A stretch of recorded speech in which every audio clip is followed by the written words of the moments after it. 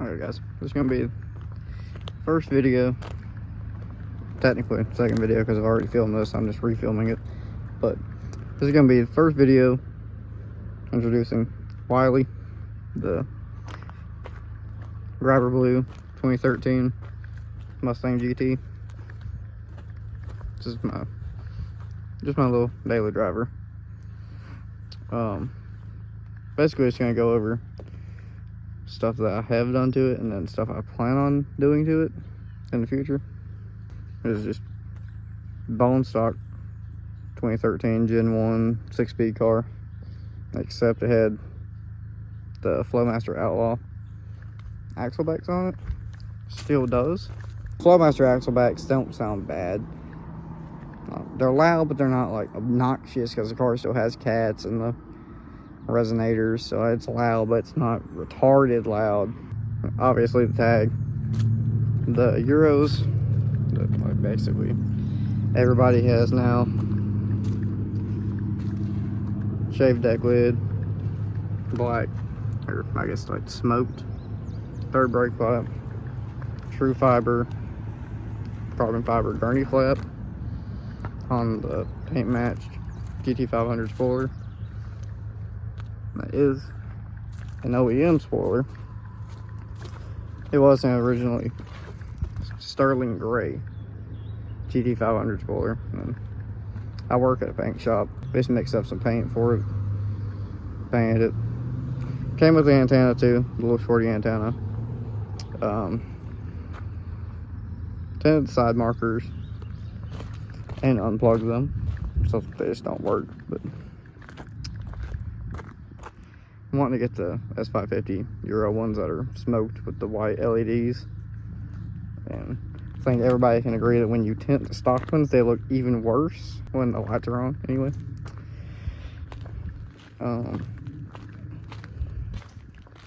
Wiped out the hood vents like everybody. Wanting to do the speed form front lip that's kind of like the GT500 style, but it has the 3 little lines in it, I guess, which it's also a 3-piece, so I don't like that, but it looks good other than it being a 3-piece, and it's cheap. Downforce DC8 wheels and the platinum finish, not the gunmetal. Don't make the mistake of trying to buy the gunmetal ones off of LMR thinking that they're these are the platinum finish ones. I almost made that mistake. They're 20 by 8.5 in the front with a 255/35, 20 by 10 in the rear with a 285/35. Debating if I want to put the name out there because it's on coilovers, but you have coilovers marketed toward, you know, these are street focused coilovers, you know, for like daily driving. Supposed to be comfortable, not super stiff, and then they're super stiff because it's still a divorce setup. So it's basically just a length adjustable shock in the back for like spring preload with a like weight jack system, so you can adjust the height of the spring. I ended up taking the coilover shocks themselves off because they just had so much damn rebound. Actually put the stock shocks back on and made it ride better. It's also a 336 pound rear spring, where like all of the other drop springs for these are like, you know, maybe max 220 250 at like the absolute maximum for a straight up race spring. So it's overspringed in the back. They're 447 pound springs in the front, so they're still overspringed in the front too. But the dampening, at least with those, you can get it where the front rides okay. But some of the quality stuff dealt with on the rear shocks, I'm debating on taking the front coilovers off too, just so in the future I don't have to worry about ever messing with that or dealing with it, especially for the price I paid for them. If you have like a daily driver, you want the car to actually be comfortable on the street and actually handle good on the street. You know, the street's not perfect. We have bumps, dips, stuff. When you hit a bump and the rear end tries to like come up, feels like it's trying to come up off the ground, and it like throws you around in the seat, I could literally drive this thing faster down the back road that has bumps, you know, because all of them do. None of these back roads are perfect. I could literally drive it faster on the stock suspension because it was actually compliant. It was floaty, but it was more floaty in the front end. Kind of gave you somewhere to be like, okay, I need to chill out. I'm still on the street. I'm not on a track. I really don't need to be going this fast. The back of this thing is just constantly way too damn stiff. Thinking about going to the Ford Performance, like dynamic shocks and the, I think it's the K springs. They're like street ones that lower 1.5 inches, which I know it won't look as good as this does with it being as low as it is, but I mean, it's my daily driver, so if it'll ride better than this, it's, even if it is higher and doesn't look quite as good, that's a trade-off I'm willing to make. I guess we'll get to stuff I want to do to it. I want to do the GT500 valence and the quad tips. Probably just going to buy the quad tips from, I think it was Stang Mods that sells just the tips. Probably just going to end up cutting these tips off, welding some quad tips onto these mufflers so I don't have to change the actual axle backs themselves. Probably just going to do that. Now we have this jackass doing bagels in a Z3, so that's kind of sad. Anyway,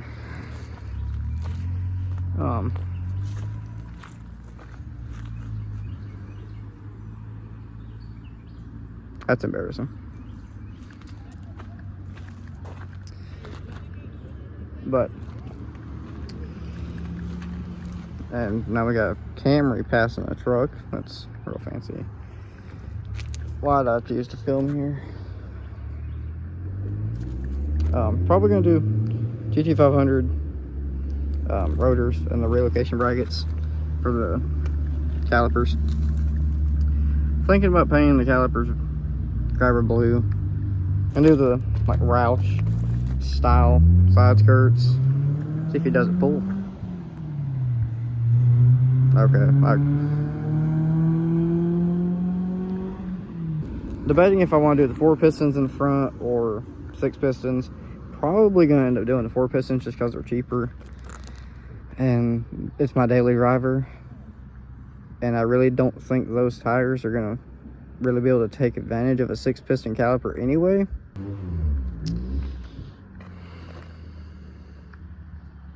But why are people like this?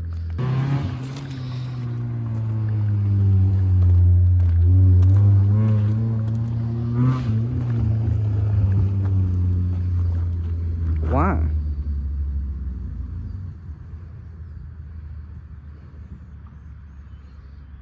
Genuinely confused.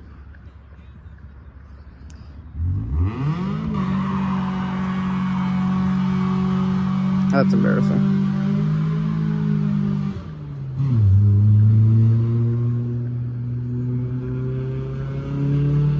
Like, what are the odds that I get this shit on camera?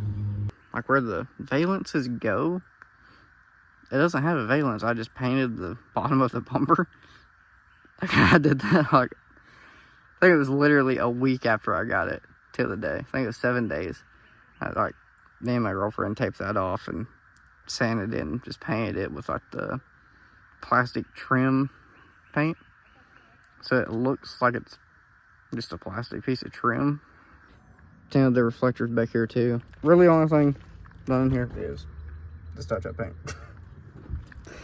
And where you have to like cut the strut towers for the coilovers. Really regret doing that now. Should have just bought shocks, but it is a premium car, Shaker 500, even though that radio doesn't work. It has the blinking clock of death. So I have the radio unplugged, so where it just says, I think it says it just says Mustang GT just all the time. So I don't have it blinking, but it also doesn't work. So next thing I do with this thing will probably be the Dynavan. So steering wheel's a little, wore out and a little janky. So debating on which steering wheel I want to go with. Kind of want to go to the LMR SVE, like the X197 suede GT350 style wheel. Kind of want to go to that. Kind of want to try and find a RTR license plate surround, or if somebody somewhere in China makes a replica of it nowadays, it's cheaper. Or maybe they've come down in price over the past couple years. I don't know. Haven't looked into it. Last time I heard anything about the price of one was when Derek Barron Productions got his, and that was a couple years ago, and he paid like $400 for that piece of plastic.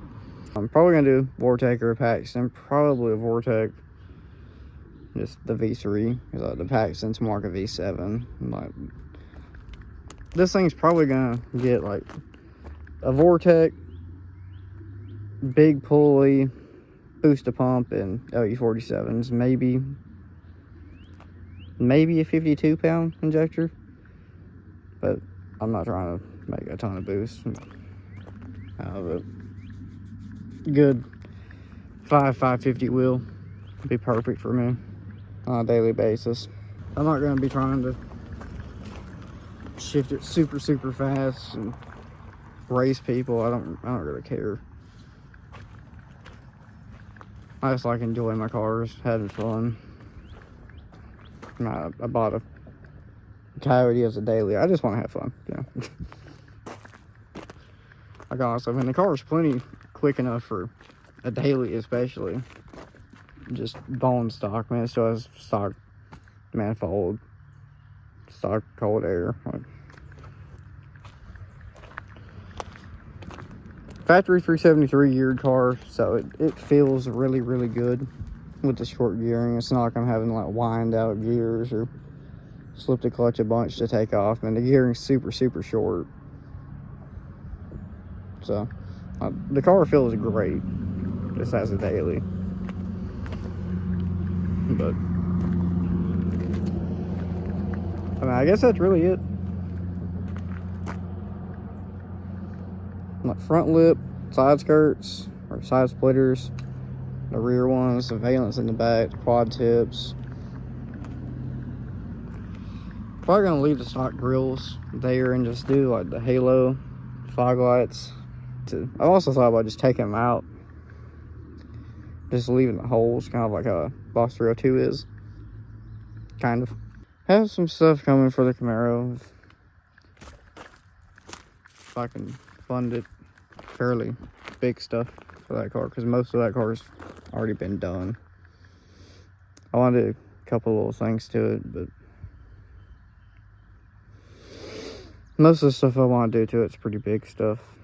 So we'll see if I can swing that eventually. Maybe see if somebody wants to help partner with me, since I know some of the stuff I'm wanting to do with that car isn't super popular anymore, especially with it being a small block and not an LS swap car.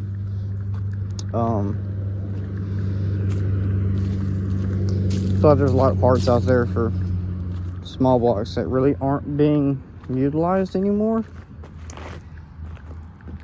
Turbo kids. So we'll see if I can swing that. It may end up with a blower too. I don't know. Leaning toward turbos with that car, or at least a turbo and a Vortec on this thing. So I'm gonna keep making videos more consistently, especially with this thing, since I'm in this thing literally every single day. So probably gonna start doing more driving clips. I have some recorded on my little Insta360 camera, but that was also from when I filmed the first video that I made of this. As I'm refilming this, I actually filmed it like right over there. But alright, guess I'm gonna get in here and get y'all some exhaust clips of it real quick. Okay guys, I can't find my tripod, so we're improvising.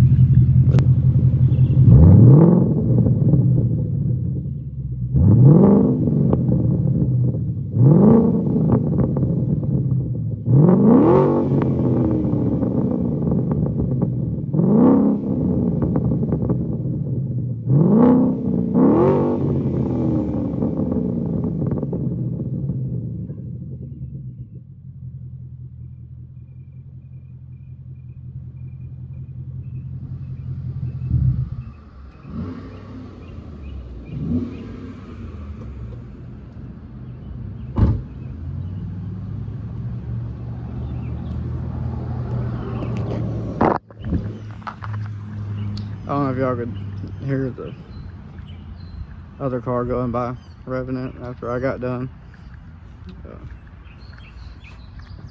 Yep, that's my dad. Revving random shit. This thing looks sick in the sun. It's got some, it still has swirls and stuff. I want to go through and polish it. I polished it a little bit, but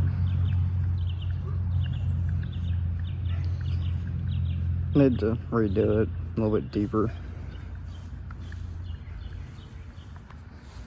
Like, share, subscribe, all that bullshit, you know. Y'all know, y'all heard that a million times, blah, blah, blah. But legitimately, actually comment on this, like legitimately, so I'll get notifications and I'll be reminded to keep posting, because I do need to stay more consistent with this, because I do want to grow with turbo noises. I do want to grow this channel to something, so be expecting a lot more videos out of this channel. See you guys.